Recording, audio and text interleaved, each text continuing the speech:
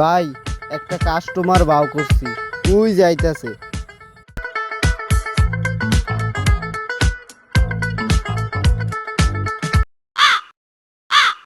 কুত্তার খাবারে বিলাই দেয় থাবা, নাম উনার ভবিষ্যৎ বাবা।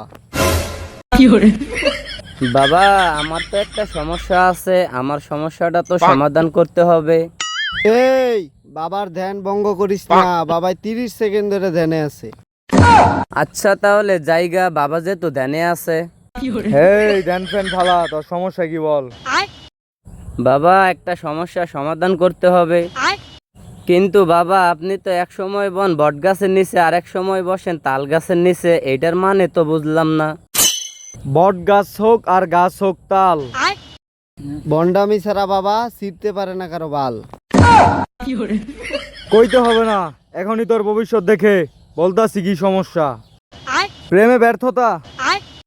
না, এই বাবা দিয়ে কাজ হবে না, শালা একটা ভণ্ড বাবা।